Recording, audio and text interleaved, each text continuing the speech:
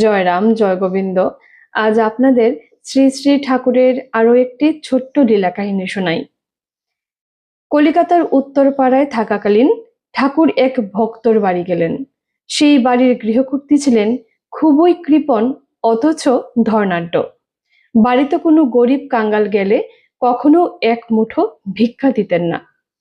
আর ঠাকুর গেলে টেকের পয়সা উজাড় করে খরচ করতেন, তবে কোনো কীর্তনাদির ব্যবস্থা করতেন না।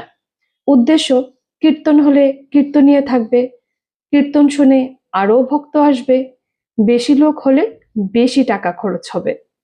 একেবারে একান্তে ঠাকুরকে আর বাড়িঘরের যারা যারা আছেন তাদের জন্য ব্যবস্থা করে ভোগ লাগাতেন।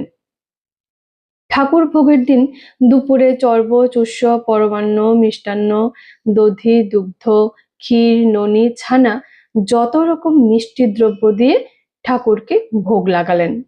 ঠাকুর তার দিকে ফিরেও তাকালেন না।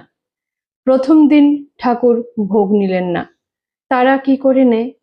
দ্বিতীয় দিন আবার পূর্বের মতো ব্যবস্থা হলো, তাও ঠাকুর নিলেন না। সকলে কান্নাকাটি করছে, আমাদের উপর ঠাকুর রাগ করেছেন। ঠাকুরের রাগ না ভাঙালে আমাদের কি গতি হবে। পরদিন আবার ভোগের ব্যবস্থা হলো। কীর্তনীয় খবর পেয়ে ঠাকুরের খোঁজে এলেন।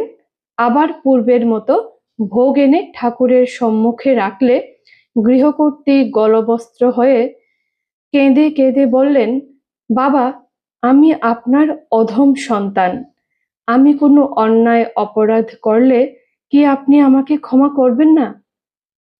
পিতাই তো সন্তানের অপরাধ ক্ষমা করে। হাততালি সহযোগে কীর্তন হচ্ছিল। ঠাকুর বললেন, না মা, অপরাধ কিছুই না। আমি কি কিছু খাই? আমি কিছুই খাই না। আমাকে থালায় থালায় ভোগ দেন, আর আমি যদি এই সমস্ত কিছু গোগ্রাসে খেয়ে নিতাম, তাহলে আমাকে এত সব দিতেন? ওই দুদিনের উপবাসী যে নাকি একটু খাওয়ার জন্য কাতরায়, তাকে তো কিছুই দেন না। আমি খাই না, অথচ আমাকে ভুরি ভুরি দেন। আমাকে খাওয়াবেন? বড় করে মুখে হা তুলে বলেন, নেন, আমাকে নাম খাওয়ান। আমি নামরস আস্বাদন করেই তৃপ্ত হই। জয় রাম, জয় গোবিন্দ।